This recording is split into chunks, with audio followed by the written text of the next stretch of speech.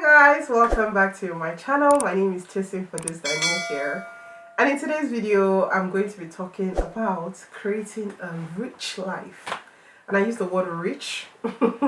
A rich life when you've recently moved. And I'm not talking about rich in money, that's very subjective. But just rich, a quality and rich life when you've recently relocated. And yeah, this video is probably long overdue. And I think I'm a good candidate of sharing this topic. So, or a good, yeah, that's the word. I think I'll be a good candidate to share this topic. So yes, but before we go on, please remember to subscribe, remember to like, remember to leave a comment if you find anything I say worthy, of nodding your head to, or even a different opinion. Feel free to share. And yeah. Okay. So I'm gonna just give a background story if you've been following me, and if you've not been following me, it's a good time to know. I was born and raised in Nigeria. I did my undergraduate in Nigeria. I decided to come here for masters. Prior to that, I've been visiting this country right from as early as I can remember. But I've not lived here more than maybe a month, at most, maybe 2 months at most. I remember there was a time that I came here with my family and we stayed for about a month and a few weeks, but nothing at stretch. So the first time I would say I lived abroad here in the United Kingdom at a long stretch is when I moved here for my masters, and this was 2013, if I'm not mistaken. I think 2012, 2013, 2013. That was when I moved, and we're in 2024 now. So that's how many years? You do the math. Anyway, so I moved then, and I would say my life from then onward till now, I've gone back to Nigeria back and forth maybe about 4 or 5 times. I think I have a rich life, and I feel so grateful to be able to say that. But I think I have a rich life. I'm rich in people. I'm rich in love. I'm rich in quality. I'm rich in impact. I'm rich in connections. I'm rich in just peace of mind. And as I'm doing this video, I actually feel very grateful to be able to say this. And I hope that anybody watching this video would not see this as a place of maybe me, presenting what I'm not or showing off. I'm just telling you just as it is. And I hope that you're able to discern that just as you're watching this video. So how do you make a rich life when you move? I would say the first thing is to have a mindset that you actually want to make the best of where you move. You have people that relocate to other countries, maybe permanently or for work or for school or to join their spouse, whatever reason, and you find that they have subconsciously or even unconsciously refuse to put roots in a new land. And I mean things like you find out that their core friends are still back in their home country. Now this is slightly different if you moved here maybe as a grown 30-year-old or a 35-year-old. Obviously you've already made your lifelong friends, and I'm not saying this to negate the fact that your friends, or to say that the friends back at home should be dumped. No, I'm talking about how to replicate a life here in such a way that you still have quality back home and also here. And back home is so subjective, and I'll come to that shortly. And you find that these people unconsciously rob themselves of the blessings, the people, a new community, because they have not opened their mind up to see the possibilities of being very well integrated into society here.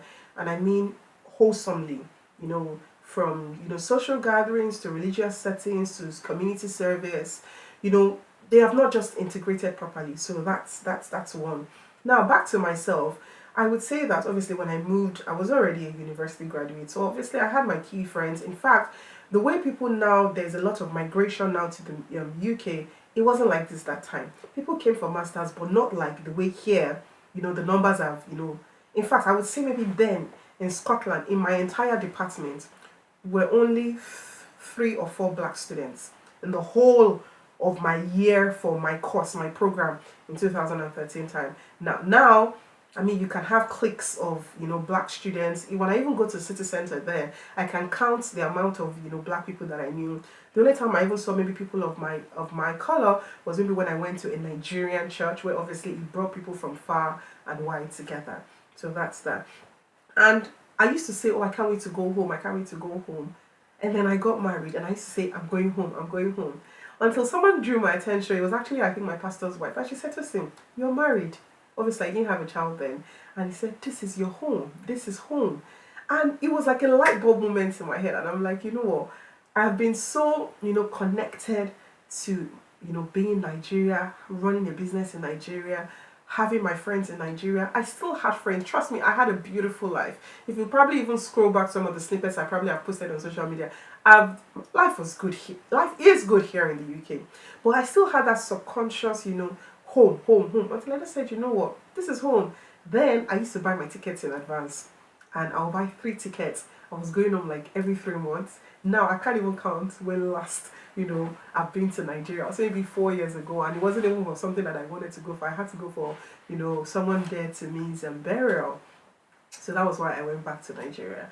But living here in this country, I would say the first thing is obviously to change your mindset, just like I did, to see that, this is home, this is where I am. Even if you're just passing through the city for, let me say 3 years, maybe you just came for a program, or you just came for a walk, assignment. This is, for now, this is home. This is home. So I'll say change your mindset. The second thing I would also say is obviously do your best. Be proactive. Be proactive. You cannot say, I have people messaging me things like, oh, I just moved from maybe Ethiopia, I just moved from this thing to your city or to another city or to Canada, and I don't have any friends. And then when you ask them, what have you done to make friends? Nothing. They're just going about their business, going to work and back, going to class and back, going to church and back. They have not been proactive in making friends. You guys, back then, I actually used to go on Eventbrite. And then, obviously, as a student, I had a student budget. But I'll write free events in my city. I'll put my city there. I used to live in Glasgow. All right, free events in Glasgow. And you'll see I'll streamline, obviously, the ones that I feel like, matched my core values, career networking events,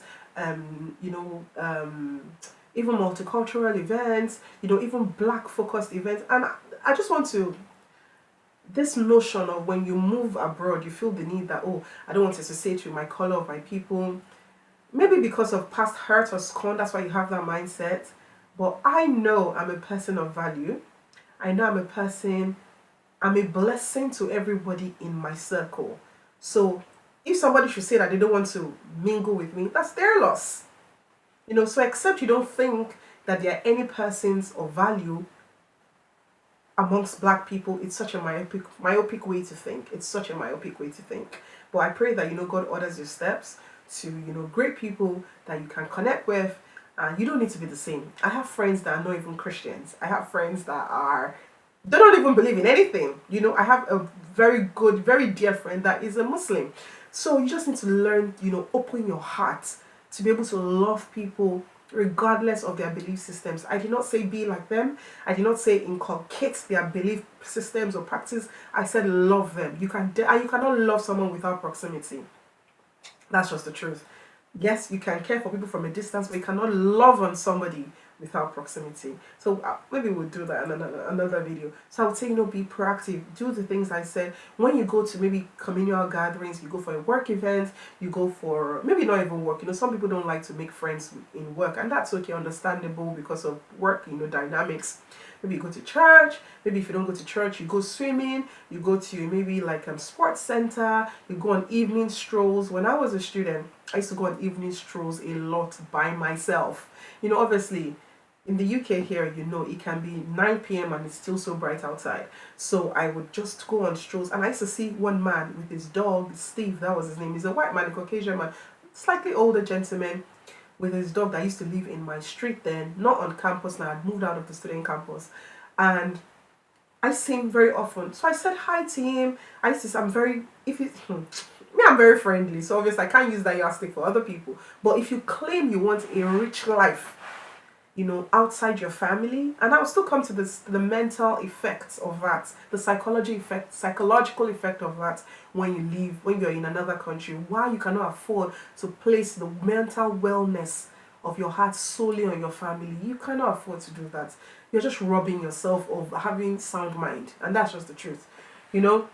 I would see this Steve man. I don't even like animals. If you know me, I'm not really a dog person. Anything that moves, that is not a person and cannot take commands from me. I don't play like that because I know animals are so unpredictable.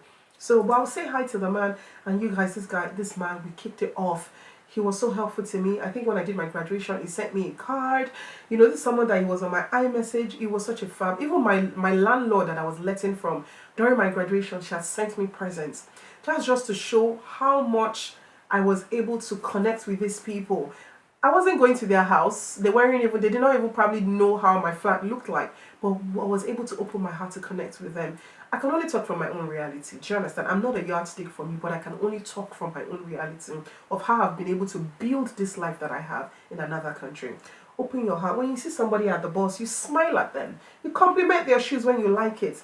You know, minding your business does not mean that you should be void of being human. You understand what I'm saying? And I even think that if you're a proud person, this will be very, very hard for you to implement. There's a certain level of humility and meekness that you must have, and no self-preservation to be able to connect with other people on a very, very, you know, I would say pure level. That's just the word that comes to me. You know, the Bible says all things are pure, all things are lovely, on a pure level. You know, be pleasant. I'd gone to, is it TK Maxx now? Because I go to TK Maxx a lot. I'd gone, it was TK Maxx. And I saw this lady, you know, on the aisle just shopping. And I just smiled to her and I walked away. And I, you know, how the aisles are nice. Possibly you jam them again, another aisle. And she came to me, she was like, oh, hi, Tosin. My man, and I'm like, you know my name? And she was like, oh, yeah, like, you know, I watch you on YouTube and all of that. And in my mind, I'm thinking, you watch me on YouTube. You did not say hi. You saw me, you did not say hi. But I said hi to you. I don't even know you. You understand what I'm saying? But you know me. Well, I can understand because, you know, people, maybe they think that first they will say hi and somebody will snub them. But if you actually watch me on YouTube, I feel like you should have an expectation that I would say hi back, right? And I said hi to her. And then she now said to me, no, that she watches me on YouTube, that she was actually very, you know, shy. And she was happy that I actually said hello, that she, you know, I've made her day. And I was just like, oh, please, you know, please, when you get home, text me and, you know, all of that on Instagram. And, you know, maybe if I have an event, I can invite you and all that good stuff. And so you just really never know. That lady, even if I wasn't a YouTuber, I could have, that's the same way I would have smiled with her. And maybe if she, you know, I would have said hello, maybe she asked me help, you know, what do you think about this outfit? I would have, you know, been able to help. And maybe would have kicked it up, exchange numbers, you know, and you know what, maybe it's social media, just get to know the person before you give them your actual, you know, cell phone, you know, details and all of that. So I'll say the next point is obviously being proactive. Join platforms, go online, Google thing, be kind to your neighbors. If you have neighbors, say hello. If they have kids, be kind to them. We just moved to a new property, wow, it's been a minute now, and my neighbor opposite, the first week that we came in, she sent me cards. She said, welcome to the streets. Her son's christening was, I think, a week after that. She came and she knocked on my door and she offered me cake. These are things that, they're so simple amongst people of other cultures. I don't know why this is so a bit challenging for us. And I can only speak as a Nigerian. I'm not going to speak for the entire black race, but as a Nigerian woman. It was so pure. And you know, the next day, after she dropped me that cake that she just had a baby, christening, and immediately I went to Next. I bought her baby things. I sent her a card. I get a lot of PR products from brands. I don't even use them. I don't play with my skin, so I don't use new products. I wrapped some things for her, I sent it to her, and we forged a relationship. Do you understand? I don't know, please, I'm just encouraging you. I just hope you're able to pick salient points as I'm, you know, dropping, you know, these examples that I'm giving in this video. So that's another thing, be proactive. The third thing that I would say is also open your heart to loving people. It's the same, slightly same with the first point. But I would say, you know, if you're being proactive or someone reaches out to you, I had a building where I lived for 3 years. You know, since I moved to this country, I've moved 4 times. And I had a building I lived for 3 years with my husband. And we moved out of there when I was pregnant for my daughter. So I lived, no, 2 years, sorry, I lived in that building for 2 years. Yes, I lived in that building for 2 years. Beautiful apartment complex, very nice area, very beautiful, clean. And I had this neighbor that was downstairs. She had 2 sons. You guys, every single day when I see this lady, I only said hello to her. She won't respond to me. Never would she even say hi. I won't tell you at risk so that there are no stereotypes. She never replied to me. She never said hi. But me, now you sabi, if I see her again, I'll say, oh, hello. I'll just smile. If I see her sons were very lovely, they would always smile back. But she just never did. She lived on the ground floor. I lived on the 3rd floor. So there was nothing connecting us. It's not like as if I opened my door and hit her door. Nothing. She was on the ground floor. As I said, I was on the third floor. Fast forward, we move out of the place. I was pregnant. I had my baby. I'd gone to a shopping mall. And I saw this lady. And she said, hello. And I'm like, I lived with you for 2 years. You never for once said hello to me. When I say hello to you, you never responded. But then I see you in the mall and you say hi to me. So that means you know me. So I just said, oh, hi. And I just, obviously I was pleasant. And I just pushed my buggy because my daughter was still a baby. I just pushed my buggy away. But, I can use that experience and say, if I move to a new building, I'll never say hi to anybody. I would never greet anybody. But I know that people are not all the same. That woman, maybe she had personal problems in her life. Maybe she had hearing problems. You don't know. I don't know because I don't live with her. So I did not allow that to scorn me. So my heart is still open to connect with people. Another thing I would also say about connecting and creating a rich life is actually serving other people. You go to church, as soon as you leave service, you carry your bag, you go. People invite you for events maybe because they are new to you or they just met you or you've even known them for some time, so they feel like the rapport. Your classmates invite you for their graduation and you don't go.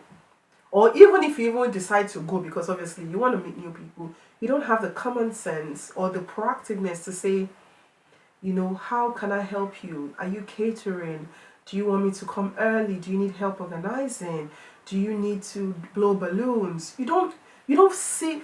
Do you know serving others is a gift, and I feel like everybody should have it. That's the only way we can love people effectively. You need to train yourself to know how to serve other people without expectations.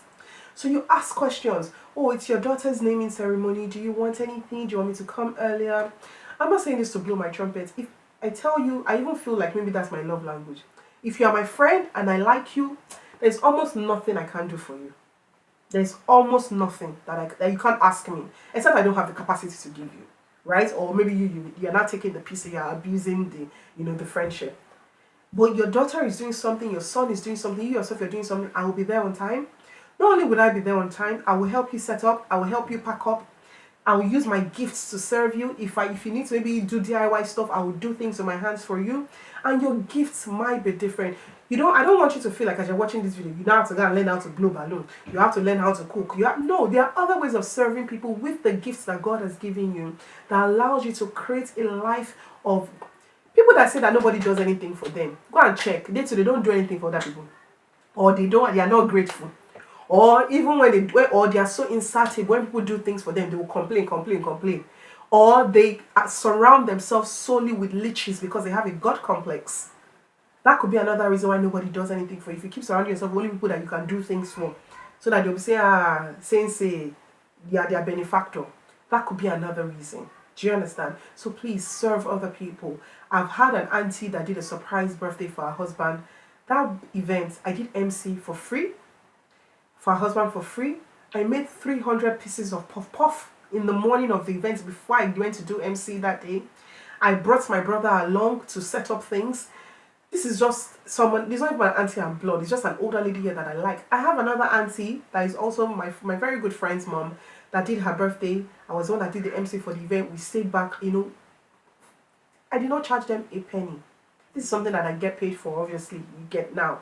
I did not charge them. I have friends that their daughters have celebrated birthdays that I've gone all out for. I've done the event planning, I've organized, I've done the decor, these are things that I'm not saying these things so that people can, I'm just telling you, there's no how the principles of seed time and harvest would not be my portion. And I want you to remember, it is possible to have a rich life. It is possible. My pastor's wife now, recently I had a baby shower. I've done somebody's bridal shower for her and the person just acted a bit ungrateful. But it will not stop us from, not just me and my friends, from doing more for other people. Do you understand? I had a birthday, I think 2 years ago, and I'd gone on holiday, so I wasn't around to celebrate my birthday. By the time I came back, my friends, about 6 of them, they had organized a beautiful garden party for me. They paid for all the decor. I'm sure that event cost them over £1,000. I'm very sure. We're just about 6 or 7, and it was so beautiful. I felt so appreciated. But, normal me, I don't know, me of before, I don't really know how to relish my blessings because I don't, there's a thin line between relishing your blessings and, coming off a bit cocky. you know. So, but now God is teaching me to take my flowers while I'm here. And I look and I was so grateful that day. I probably all cried. My friend from England flew down to surprise me. It was a beautiful birthday. And you don't get these things if you are not there for other people, except maybe you are no dogo and people are just trying to, kiss ass, for lack of a better, word. So please, if you want a rich life, especially when you move to another country, be open to serve other people. I would also say is, unlearning a lot of things that you used to do before. That maybe this is my fourth or fifth point now. Unlearning lots of things. You know how maybe, in Nigeria now, maybe if someone's child to do something wrong, you can actually spank the child. You can say, oh, don't do that again. Oh, don't put your hand in your nose. You can do that. Like, don't do that. Don't be, because you love the child, Or you can even scold them verbally. It's not the same in many countries in the world. So you have to unlearn some things so that people don't take offense to you and say, oh, anytime this girl is around my child, she's always scolding my child or correcting my child. Children here have developmental delays that are not visible to the eyes. Children here are brought up differently. I was telling my friend the other day that she was, I can't remember what she was doing to another person. And I said, no, you need to tell the child's mom first before you offer the child food because the child may have allergies. You also need to tell the child's mom first before you scold the child. She said, oh, that if I didn't say that, she probably have not thought of it. And I said, these are the things. You cannot correct someone's child on their behalf. This is just one example out of many things that you might need to unlearn when you move into a new climate so that you don't create enmity for yourself. You don't go to people's houses unannounced, except they are your or Timo, like they're your bosom friend. You don't just do anyhow. You can't have ridiculous expectations of people to come and, give you things financially. People here are very different when it comes to money. So many things you just have to unlearn and learn and even just open your mind. Hey, God, don't be stuck in your ways. Open your mind. Interact with other people. I'm not saying don't be yourself. Be yourself. Look at you guys. I said I've been here for 11 years. At least consistently. I think I still sound the same. Maybe the occasional, you can hear in some words I pronounce, especially now that I have a child. But I'm still myself. This is if you watch my videos from 11 years, I'm still myself. Maybe obviously now I'm more grown. I'm older. I can make better decisions, but I'm still myself. So that's another reason, another thing that I would tell you also, is to be willing to unlearn and be willing to learn new practices. For example, when I first came here in this country, I went for, I would say not when I first came, maybe like a year or two after I lived here. I went for a Christmas party and they had a Santa, what do you call that thing? Secret Santa. And they told everybody to buy presents for people. Obviously, me being Nigerian, when you buy something for somebody, it needs to be worthwhile. That's what I just think. It doesn't need to be expensive, but at least what you think the person will like. So I think I've gone to Easy Boots now or Superdrug. They have all those gift sets. I think I spent like £45. I bought just, like a body mist and lotion. Right? Yeah, I think it was a body mist and lotion. I think it was a Jimmy Choo one if I'm not mistaken. They were doing an offer on it. So I bought it and I took it to Secret Santa. Only for people to start opening their presents, I was seeing things like tissue paper, toothpaste, toothbrush. The one that I got was even Celebrations chocolates. I don't even eat sweets like that. But I had to learn that, okay, this is the culture, right? Except it's with people that their own love language is, pricier goods. But if you're in a work environment, that is the culture. I'm not now saying that you should be dead cheap, or change your behavior so that you don't take offense. I could have gone home that day, I would have been fuming like, oh my goodness, after I spent almost £50, I got something worth £3.50. I could have been fuming, I would have just given myself unnecessary stress. I will not talk to her anymore. But no, I understood it was their culture. There's some of the things that you need to understand. As I touched on it previously, but I won't talk about it again, is to think beyond your nuclear family. I have 2 brothers. I'm from a very large family, a very, very large family. Thankfully, my uncle now lives in Edinburgh. I have cousins in England. I have cousins that are married to white women. I have cousins that are, from my mom's side that are here. I'm from a large family, right? My mom is from Ondo State. My dad is on Oyo State that turned into a Lagosian. But guess what? I have a very vibrant life outside my family. I love my husband. In fact, heck do I say my husband loves me a lot. I feel blessed to be a mom. That life is there. I have two brothers that dote over me, dote over my child, and I do the same for them, but I cannot now put all my joy, all my friendship, all my date nights, all my going out to my husband. I would overwhelm him. And this is why you find a lot of women do not have joy outside their marriage. So when they have misunderstandings with their spouses, or their spouses are not doing what they want to do, it affects their entire life. Me, if my husband should vex me, I go and sleep. When I wake up, I'll go out with my friends. If I come back, I'm over it. But me and my local friends here, we have developed, even like there's this thing that we started doing, like going into each other's houses night for like date nights, just girls. We eat, we do the decor. I've shared so many videos of that on Instagram. I think we've had like 4 editions now. It's actually my turn next to host, but my mother was like, "Hey God, they're going to have so many people in the house." I'm like, "Yeah, it's my turn next to host, and maybe later, in the year we'll do that." Just to create a healthy life. The last one that we had, no, the one before the last one that we had, it was a Christmas edition one, and it was so beautiful. We're able to tell each other, areas of development, void of drama. Everybody there is mature, but we're able to give each other feedback, things that we appreciate and love about each other, what we're looking forward to, what we felt was really good about the year, things we want to go on the next year, what we're grateful for. Beautiful. Things that maybe you might even be able to have that with your siblings, but you can get that with your friends. Friends cannot replace a husband. A husband is a friend, yes, but he is a husband for a reason. A wife, you need that community. Honestly, please, I just want to encourage you. Maybe I've even spoken too much in this video. Please open your mind and your heart. I saw a video on Instagram the other day and say that, maybe the person was sulking after they moved into a new country and they don't have any. And I said, it can never be me. If I even move to India where I don't understand Hindi, or far out Australia where the accent is different, or I even go to Korea or Japan, the best believe I'll make friends. I'll make friends across all cultures, because I know that God is a good God and He has deposited gifts and talents in other people. Why would I then rob myself of those beautiful connections? Why would I do that? The Bible says that, I think I've shared this as a lesson in my 2023 lessons, is that, only a foolish person is proud, because the Bible says that God gives grace to the humble, and He resists the proud. So if you want to be a proud person, you want God to resist you. So also, except you are a foolish person, even if you are naturally introverted, I think that it's an indication of lack of wisdom not to have good circles and communities and be integrated well into the society. I don't mean every friend has to be casual. For example, my husband is not really a people person as regards like the tete-a-tete and chatter. He's a very quiet person. But my husband, he's an excellent staff at where he works. He has a great relationship with every of his colleagues, even because my husband works in academia now, and his students too, they love him. Where he works, my husband has like 3 jobs. He's very well planted. And my husband is into politics, Scottish politics, and Christmas period, I always feel the love, because all the councillors, all the prime ministers, Lord Provost, they send cards to our house. He's not obscure. So those are ways in which that, it's not necessarily have to be, oh, we're all going golf, we're all going that. Even in our church committee, my husband is planted, my husband is a pianist, planted, is a servant leader.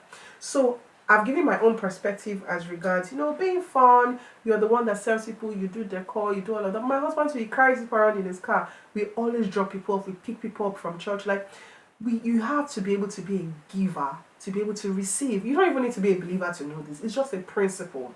Do you understand? So I don't want this video to be 1 hour long. I don't even know how many minutes I've spoken for now. So, but with these few points that I've shared, I said, change your mindset, open your heart, serve people, be proactive, don't take offense, learn and unlearn, take away the mindset of getting satisfaction and joy from other people. Believe that other people have value that you as a human being needs to be served with. Do you understand? Right? Okay. So yes, thank you so much for watching this video. I pray that this video blesses you richly. I pray that things that I've shared in this video impact you. Feel free to share your own thoughts as well in the comment section below. I'll be there, I'll be responding. And yeah, I love you guys, and please take this as your cue to tell yourself that I am going to live a life, beyond my... It's not too late to decide to change your life, to change how connected you are to people. Definitely people will offend you. See, if I do a video on how much offense people have given, might have cost me, Probably be a 2 hour long video, but I've trained my mind. Me, I refuse to take offense. And on the occasion you offend me, once I tell you that you offended me, Otiton is done. I don't keep malice. I don't. Or if I feel like you are somebody that you're taking the milk, you are abusing my, benevolence to you, or maybe I feel like you're a person that you're not humble enough to take responsibility for your own actions, I'll just give you space, and that's it. And if on the occasions that maybe I'm the one that offended you, I will say I am sorry. I am sorry. I didn't mean to. I did not know what came over me. I am sorry, and I'll do my best because I want to make heaven. I am already seated in heavenly places with Jesus. So please, I want you to also, inculcate this lifestyle of having a vibrant, rich, connected life, especially when you relocate to a new country. So yes, thank you so much for watching this video. And yeah, till next time, stay blessed. Bye bye.